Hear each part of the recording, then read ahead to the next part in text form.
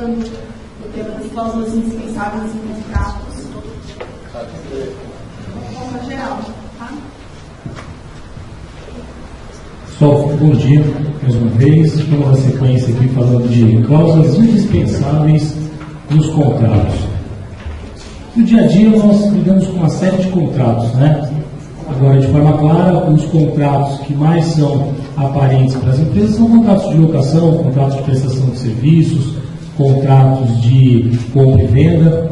Agora, a gente tem que ter em mente que, além desses contratos, existem uma série de contratos que são amparados pelo Código Civil e outros que, na verdade, são regulamentados pelo Código Civil. Ou seja, o Código Civil dá letra de como, na verdade, esses contratos eles devem ser regidos. Só para que vocês possam ter uma noção das espécies de contratos que nós encontramos, nós temos contrato de compra e venda, contrato de troca ou permuta, contrato de consignação, doação, locação, empréstimo na modalidade comodato e mútuo, prestação de serviços, empreitada, depósito, mandato, comissão, transporte, seguro, fiança, fornecimento, representação comercial, transferência de tecnologia, factoring e leasing. Vejam a gama de contratos que, na verdade, nós temos à nossa disposição, como eu disse, tipificados no Código Civil e outros que não são tipificados, mas são amparados pela nossa legislação. Naturalmente, quando o empresário ou aquele que representa a empresa vai fazer um contrato, por muitas vezes fica-se na expectativa do lucro daquele contrato. Né? Quanto que eu vou oferir, qual vai ser o resultado final desse contrato. E deixa-se de lado, passa-se algumas cláusulas que nós entendemos como cláusulas indispensáveis para que esse contrato, na verdade, ele não venha a dar eventuais futuros problemas, que é o que muitas vezes acontece depois, tendo as empresas que recorrer ao Poder Judiciário para poder solucionar questões pertinentes aí a eventuais conflitos advindos destes contratos. Mas vamos pensar nas cláusulas dispensáveis. O que não pode faltar no contrato comercial? Primeira coisa é a qualificação e capacidade das partes. Né? Logo, quando eu inicio a redação do contrato, eu tenho que qualificar as partes. E se for empresa, eu, na verdade, trago representado por seu representante. Esse representante tem que ter legitimidade para assinar o contrato. Porque se ele não tiver legitimidade para assinar o contrato, esse contrato, na verdade, ele pode ser anulado. Ok? Como que eu sei que esse representante que está assinando o contrato, ele tem legitimidade? Ora, ou por uma procuração pública que ele vai me apresentar, eu tenho aqui legitimidade para poder estar assinando esse contrato, ou no próprio contrato social já consta aí a legitimidade do mesmo de estar assinando o contrato. É essencialmente importante verificar se essa pessoa aí tem condições, legitimidade para poder assinar o contrato. Certo? Outra coisa que é importante quando da confecção do contrato é fazer o levantamento de alguns documentos dessa empresa. Ou seja, o primeiro aí é a questão do CNPJ. Eu preciso verificar se o CNPJ está tudo regular, não tem problema nenhum. Eu tenho que verificar também a RAIS, que é a Relação Anual de Informações Sociais, o endereço que confirma que a empresa está naquele determinado lugar, e ainda mais, o ideal também é que se veja a credibilidade no mercado dessa empresa, né, para se evitar aí futuros problemas no que diz respeito ao eventual inadimplemento. Bom, por questão de cautela, é interessante colocarmos na redação do contrato que essa pessoa tem legitimidade, assume essa legitimidade e, na verdade, se não tiver futuramente a comprovação dela, ela sofre aí as sanções que sejam de cunho civil ou ainda de cunho criminal. Ok? E o consentimento dos contratos? Como se dá o consentimento dos contratos? Hoje nós temos uma relação muito dinâmica vindo pelos contratos eletrônicos. Né? Por muitas vezes a gente faz a proposta por e-mail, a pessoa já responde dando um ok, dando um aval, e aí essa relação ela se torna aí concretizada. Essas questões dos contratos eletrônicos, da qual não exige necessariamente o papel, o consentimento pode se dar por próprio meio eletrônico, ou ainda por telex, ou ainda por telefax. É válido esses contratos feitos pela internet, desde que haja, na verdade, o aval da outra parte. Ok? As formas de consentimento ainda são verbal, escrita, simbólica, expressa, tácita e presumida. Existem, eu costumo dizer que as relações jurídicas, nós pensamos em relações jurídicas extremamente complexas, mas elas são das mais simples. O fato, na verdade, de eu estar indo, por exemplo, num restaurante ou numa cantina e fazendo a compra de um determinado salgado ou de uma comida, já gera um negócio jurídico, já gera essa relação jurídica. Por quê? Porque se eventualmente essa comida estiver estragada e der uma intoxicação, gera responsabilidade civil desse restaurante. O que eu quero dizer é que os contratos, as relações mais simples, e por isso que eu tenho uma forma aqui de manifestação que seria assimbólica, porque por muitas vezes a contratação se dá até no aceite de cabeça. Lógico, em relação às empresas, a questão e a orientação é que, na verdade, esses contratos eles sejam feitos de forma escrita, né? Deixando de lado essa questão tácita, que é o silêncio, né? Quem não consente, quem não fala, automaticamente está consentindo, ou ainda outras formas que sejam aí previstas de consentimento.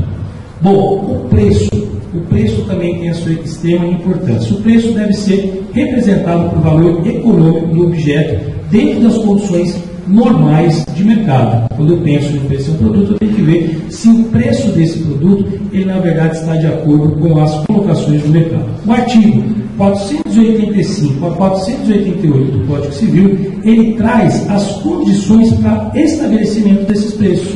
Então, como pode ser os preços dentro da questão do contrato?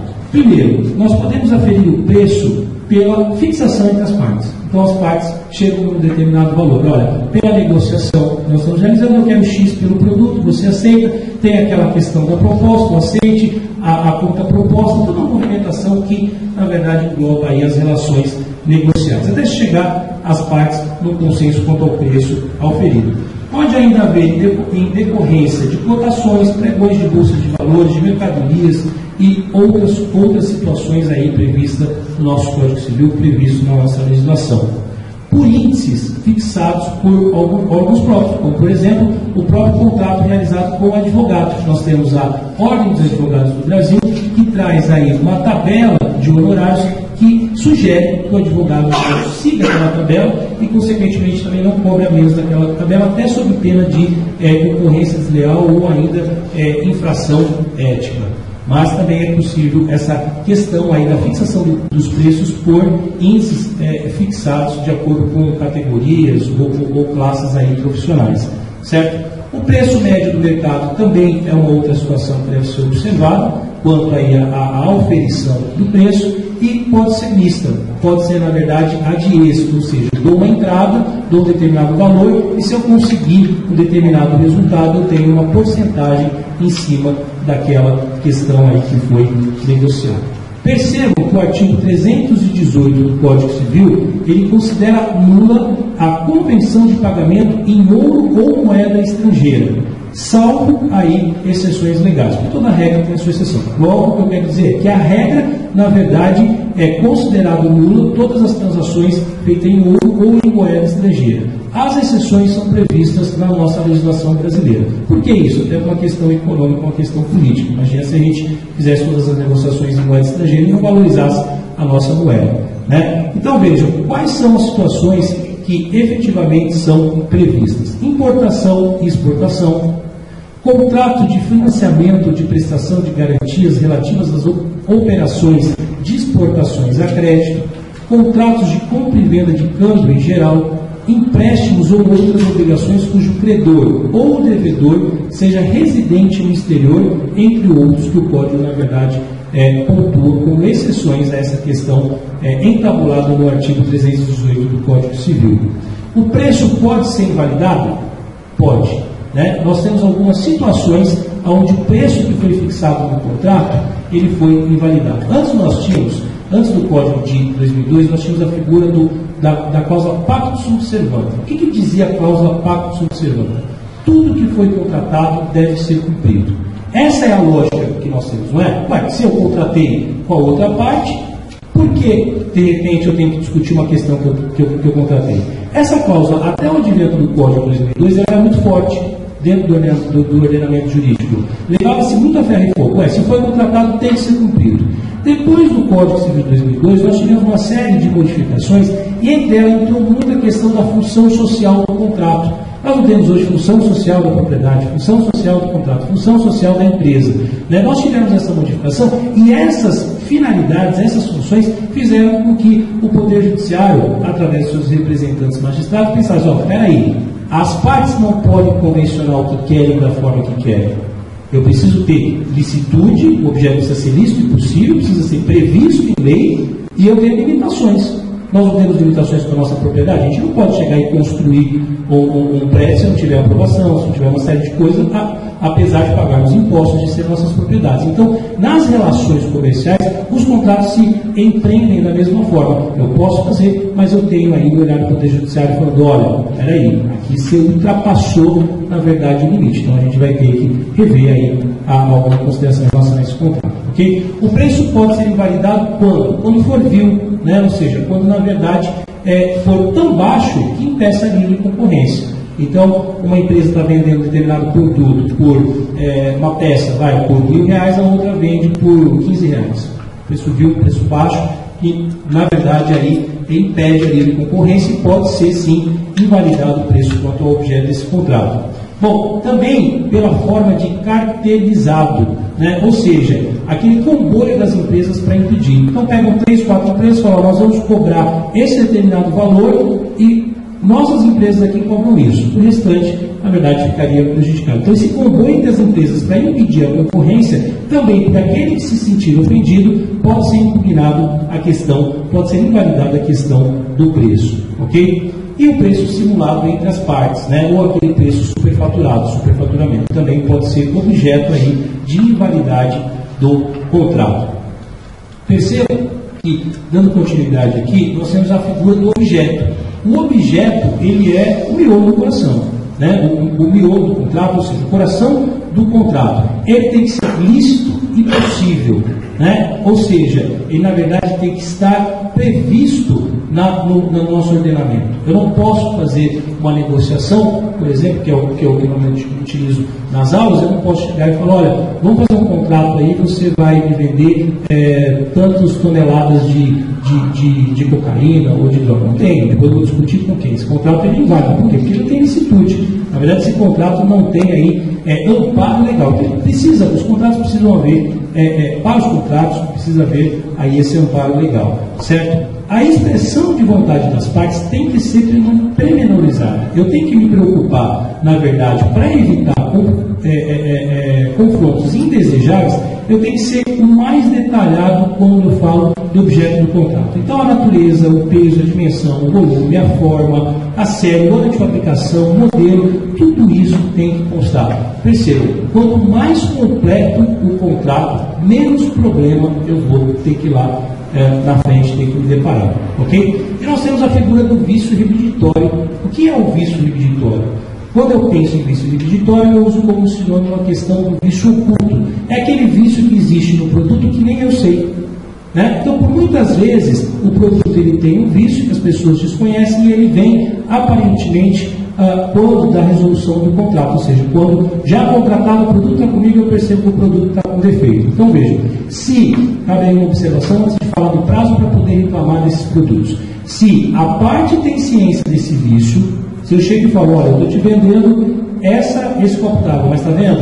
Aqui eu tenho uma lasca, ou eu tenho algum problema que na verdade não compete com o copo d'água que seria vendido aí natural. E por isso eu até vou te dar um desconto. Aí eu não posso falar depois de vício oculto, mas é óbvio que é importante que na verdade conste no contrato esse vício, porque aí uma vez conhecedor desse vício, evita-se eventuais discussões quanto ao mesmo.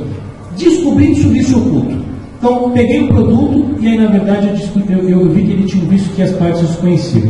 Vamos ver a questão dos prazos. Os vícios ocultos, ou ainda chamados de vícios reviditórios, podem ser reivindicados pelos compradores a partir do momento da entrega do bem até um prazo de 1 ano para bens imóveis, tá? E de 30 dias para bens móveis. No entanto, a depender da natureza do bem, se esse prazo começará a fluir do momento em que foi detectado a existência desse vício oculto. Porque às vezes eu não tenho ciência no primeiro momento, ele aparece depois de um determinado tempo. E aí sim eu começo a correr o meu prazo. Ok? Nos casos de bens móveis, até o prazo de 180 dias, e nos casos de bens imóveis até o prazo de 1 ano. Então existem prazos para que as pessoas possam reclamar dos produtos, uma vez que apresentados eventuais vícios ocultos desses produtos. Ok? Quando eu falo ainda, falando do objeto, da descrição desse objeto, eu tenho que ressaltar que é diferente nós falarmos da prestação de serviço e do contrato, onde, por exemplo, eu estou vendendo um produto. Se eu vendo um determinado número de cadeira, fica muito mais fácil eu traduzir aí de forma clara como que são as cadeiras. Então, uma cadeira de ferro, de estofado, com pintas brancas. Quando eu estou falando de serviço, é mais genérico, é mais abrangente. Né? Então, a pré-menorização dos serviços ela acaba ficando um pouco mais, na verdade, comprometida porque não tem essa claridade. Porém, quanto mais específico eu for na colocação desse objeto no meu contrato, como eu disse, melhor será para mim e menos problemas será ocasionado lá na frente. Ok? Bom, prazo. Nós temos o prazo. Qual é o prazo do contrato? Como que eu devo, na verdade, mensurar essa situação? Nós já somos, de uma certa forma, conhecedores.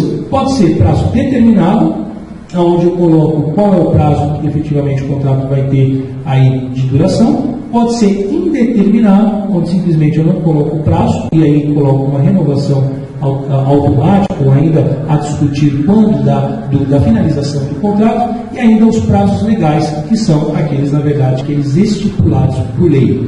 Então, percebam, eu tenho algumas situações, alguns exemplos aqui, como a locação, o contrato de sociedades anônimas e o contrato de prestação de serviço.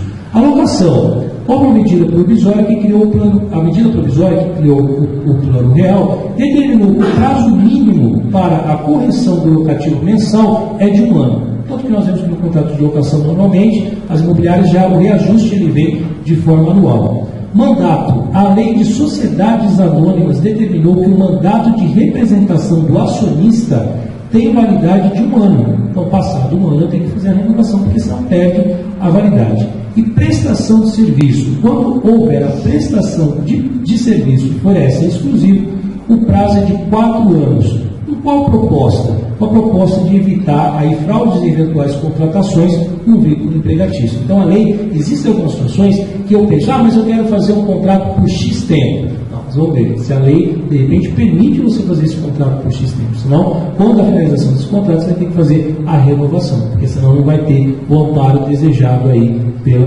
legislação. Ok? E aí nós temos também a questão da cláusula penal. E se houver descumprimento do contrato, o que eu faço? Que é, infelizmente, situações que todos nós, e em especial as empresas, elas estão, na verdade, suscetíveis. A parte que paga, a parte que entrega, a parte que se compromete com um determinado prazo e atrasa na entrega do serviço, tudo isso são coisas passíveis de ocorrer, até em razão das dinâmicas, porque uma coisa depende da outra, né? Às vezes o empresário que fechou o contrato até previu aquela situação, mas existem outros fatores, vários fatores aí que impedem que aquela situação seja concretizada em tempo hábil. Enfim, ok, porém haverá o quê? As cláusulas penais, porém haverá penalidade frente a essa situação. Então, quando eu falo em cláusula penal, naturalmente eu estou falando em cláusulas que destinam-se a reparar eventuais danos causados por avanças, né? Ou ainda por descumprimento do contrato. Não havendo descumprimento do contrato, pode ser colocado essas cláusulas penais. Qual é a cláusula que está mais saltante aos nossos olhos? A questão da multa. Né? Então, já não pagou no dia, não entregou, multa. Né? Essa multa ela pode ser dentro de 3 modalidades que nós vamos, pessoal, compensatória, multa moratória ou ainda multa combinatória. Tá? É importante dizer que existe a possibilidade nos contratos de colocar a questão de uma indenização suplementar. O que seria uma indenização suplementar e quando essa indenização suplementar ela seria cabível? Quando, na verdade, o prejuízo que eu tiver em razão do descumprimento desse contrato, ele, na verdade, exceder a penalidade prevista no contrato. Então, a multa é X, mas o prejuízo que eu tive é infinitamente maior. Se eu coloco no contrato a possibilidade da indenização, uma cláusula com a possibilidade de indenização suplementar, eu posso depois pedir. Da mesma forma que eu também posso pedir aí que seja colocado no contrato a maturação do contrato. Então, vamos supor que eu fiz um investimento extremamente alto dentro do contrato. E aí a parte, eu vou falar um pouquinho sobre, quando falar de resilição e resolução, a parte simplesmente denuncia o contrato. Não quero mais contratar com você. Mas eu fiz um investimento de, sei lá, X milhões de dólares, e aí? Como vai ficar? Eu posso, desde que eu, na verdade, coloque uma previsão legal dentro desse contrato, eu posso, na verdade, trabalhar essa questão da maturação do contrato. Fala, juiz, é o seguinte, o senhor tem que manter esse contrato válido, porque eu preciso de um determinado tempo para poder, na verdade, resgatar esse investimento que eu tive. Porque senão, mesmo ocorrendo o pagamento de multa, ainda haverá um prejuízo para mim. Agora, percebo da importância de se pensar em tudo isso quando da confecção do contrato. Que por muitas vezes não se pensa. Se pensa no resultado final, se pensa no lucro. Mas quanto eu vou ter? Né? Qual vai ser o meu lucro? Então tá bom. Então, e aí depois começa aí essa série de problemas que eventualmente a gente tem que administrar. Lógico, quando há essa preocupação, quando há esse cuidado no contrato, naturalmente, se eu vou para uma discussão judicial, eu estou mais amparado e aí apto a conseguir mais atingir as minhas expectativas de cumprimento desse contrato. É extremamente, o contrato é o que normalmente a gente se fala. O contrato vem de papelaria. Se eu for uma papelaria, eu pego lá o contrato, preencho a própria mão e assino. Né? Às vezes não é o caso, porque aqui as empresas, todos clientes têm a assessoria do escritório, o contrato a gente analisa, mas eu percebo que muitas as empresas que às vezes não têm essa assessoria, a gente faz um contrato, a gente pega no Google, a gente pega numa papelaria, faz isso, aí depois o prejuízo que teve pela falta de investimento acaba sendo muito maior em decorrência da inobservância dessas cláusulas que devem constar. Para quê? Para resguardar a própria empresa e o equilíbrio contratual, para que haja o equilíbrio contratual. Ok? Cláusula de arrependimento. Eu posso me arrepender do contrato? Posso. Eu tinha uma prospecção e de repente eu me arrependi. Só que, havendo arrependimento do contrato, na verdade há uma penalidade, que seria o que? A retenção, né, do ARS, ou seja, do sinal que eu dei. Isso normalmente a gente tem nas imobiliárias, quando se faz uma relação de compra e venda, ou quando se faz uma relação de produto. Se você se arrepender, eu vou reter. Se me deu X% de sinal, eu vou, na verdade, reter. E essa previsão da retenção desse sinal, ela está prevista no Código Civil, no artigo 420 do Código Civil, que traduz aí a possibilidade. Se no contrato for estipulado o direito de arrependimento para qualquer das partes, as armas ou o sinal terão função unicamente indenizatória. Neste caso, quem as deu perder-las-á em benefício da outra parte, e quem as recebeu devolver-las-á mais o equivalente. Em ambos os casos, não haverá direito à indenização suplementar. Ok? Bom, o artigo 419 ainda do Código Civil, ele traz a possibilidade do quê? Do cumprimento da obrigação, de eu exigir o cumprimento da obrigação e ainda reparação por perdas e danos. Então eu posso rescindir o contrato e ficar com o sinal, ou ainda, dependendo da modalidade de contrato, eu posso pedir, na verdade, a execução desse contrato e cobrar, quando não ocorrer a execução, cobrar aí um eventual perdas e danos. Então, quando nós estabelecemos uma relação contratual, não se dá para brincar, porque às vezes o arrependimento ou uma cláusula mal redigida que gera uma ambiguidade de interpretação, até porque o direito ele não é uma ciência exata, né? Eu tenho interpretações a serem feitas daquilo que eu coloco no papel e depende. Às vezes eu posso fazer a leitura de uma forma e o juiz pode fazer a leitura de outra forma da mesma cláusula. Né? Uma vírgula muda todo o sentido de uma cláusula e, consequentemente, acarreta aí um eventual problema, um eventual desconforto para a empresa. Ok? Cláusula de não indenizar. Quando, na verdade, eu posso não indenizar? Existem situações que fogem do controle humano. Chuva, queda de barreira em estrada, enchente, são coisas que, na verdade, nós sabemos até, de uma certa forma, em determinadas ocasiões, elas são previsíveis, nós temos essa previsibilidade, porém, elas são inevitáveis. Eu tenho como evitar uma chuva em janeiro? Não tenho como evitar isso, vai chover. E, consequentemente, vai causar. E se eu tenho uma transportadora, eu tenho que levar um determinado transporte para uma outra cidade e me cai uma barreira no meio da estrada.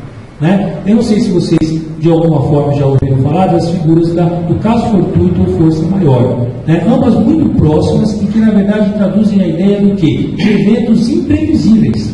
São situações que, na verdade, eu não considerava que poderia existir e que existem, né? Passam a existir e, consequentemente, comprometem aí o cumprimento do meu contrato. Lógico, né, que efetivamente isso vai ser levado à apreciação do Poder Judiciário. Quer ver um exemplo que gera muita discussão que diz respeito a isso? As construtoras que não entregam os prédios nos prazos determinados. E aí eles têm aquele período de 6 meses para poder entregar, dentro dessa questão aí de caso fortuito ou força maior, não entregam nesses 6 meses. O ideal desses contratos é que já se tem uma penalidade pela não entrega no prazo, porque o prazo é um prazo já estabelecido. E, consequentemente, alegam depois que não entregaram os 6 meses, entregaram lá no 8º ou no 9º mês, por caso fortuito ou força maior.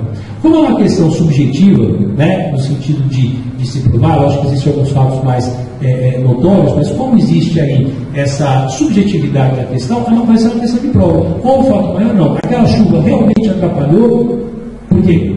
Vamos continuar usando o exemplo da construtora. Será que as construtoras não sabem que chove em janeiro? Será que é algo que na verdade é inusitado, é imprevisível? Não, é previsível. Sabemos que janeiro é mês de chuva. Então, deveria aí, e esse já é o entendimento do juiz, deveria as empresas se aterem. Então, essa negação, né, da cláusula de não indenizar em razão da existência de caso fortuito ou força maior, ela tem que ser, na verdade, muito bem provada. Não é um artifício que eu acabo utilizando para me eximir da minha obrigação. Tem que provar que houve isso e que isso, consequentemente, gerou a impossibilidade da execução do meu contrato. Ok? Bom, juros e correção monetária, eu tenho aí os juros que podem se dividir em juros moratórios, que são aqueles cobrados em decorrência do atraso no pagamento da obrigação, que nós já sabemos, todos os contratos prevê isso. Os juros remuneratórios, que são aqueles que representam a remuneração do capital emprestado. E também nada me impede de colocar a questão de multa. Eu posso colocar juros de 5% ao mês? No contrato eu posso colocar. As partes podem convencionar o que querem. Qual está sendo o entendimento do Poder Judiciário? Segura, espera, porque o juros legal é 2% ao ano, 1% ao mês. Então eu posso colocar 5%, 3%, 4%, mas haverá essa discussão em juízo, lógico, da parte que efetivamente inadimpliu o contrato, que de repente que não vai querer sofrer o ônus dessa imputação de juros altos, e levar para o juiz, para que o Poder Judiciário aproveite. Aí com essa questão de 12% ao ano, 1% ao mês, por muitas vezes aquela condição remuneratória em razão do descumprimento do contrato até então imposta no contrato pode ser modificada. Por isso que eu disse, eu não posso fazer tudo que eu quero no contrato. Ou melhor, até posso, mas eu sei que lá na frente o que eu estipulei no contrato não necessariamente vai ter a validade absoluta, né? Por N razões aí. Existe a possibilidade da revisão do contrato.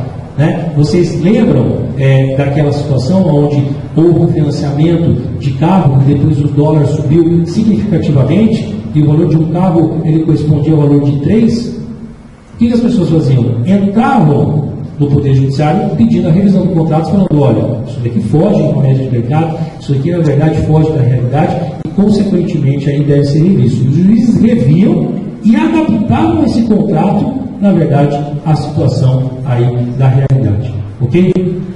Bom, os contratos também, eles devem constar aí no que diz respeito à sua atualização, índices, né? IGPM, INCC, salário mínimo, índices de reajustes para esse contrato. Cada contrato tem sua particularidade, cada função aí da empresa tem aí, às vezes, por muitas vezes, o índice próprio a ser aplicado, ou por analogia, mas é importante a fixação desses índices. Bom, resolução e resilição de contrato. Resolução e resilição de contratos nada mais são do que espécies do gênero rescisão. Porque o que nós conhecemos é o quê? Rescisão. Vou fazer a rescisão do contrato. Mas a resilição e a resolução são terminologias jurídicas que nós utilizamos para distinguir uma da outra. E quando ocorre uma e quando ocorre a outra. Lembrando que ambas elas fazem parte de rescisão. Bom, a resolução ocorre quando há o inadimplemento do contrato. Então, havendo inadimplemento do contrato, há a resolução do contrato, certo? Aonde a parte pode exigir o cumprimento da outra, a execução do contrato, ou ainda um eventual perdas e danos que ele tiver.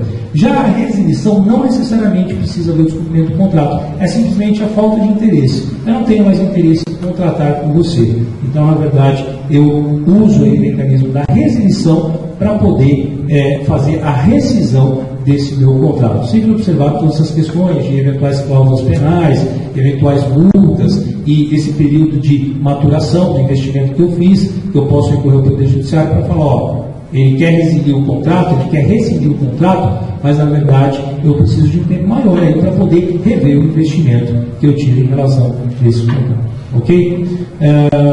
Foro de eleição, aquela parte final do contrato.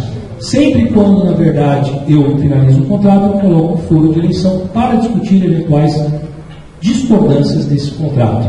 Na maioria das vezes, o indicado é nós colocarmos aí o local onde a empresa sede da empresa, né, onde está a sede da empresa, onde os serviços foram prestados, ou ainda qualquer local que versar sobre o objeto do contrato. Posso colocar cláusula de mediação e arbitragem?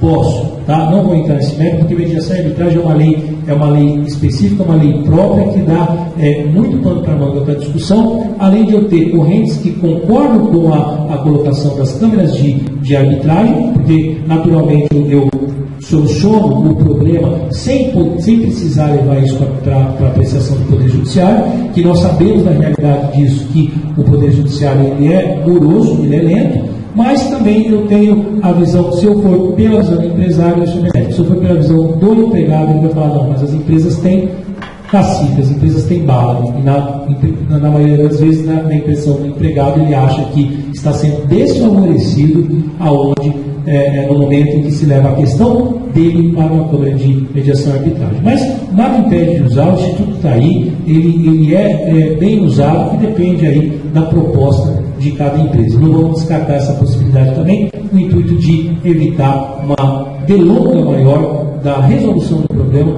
uma vez que vá para o Poder Judiciário. Certo?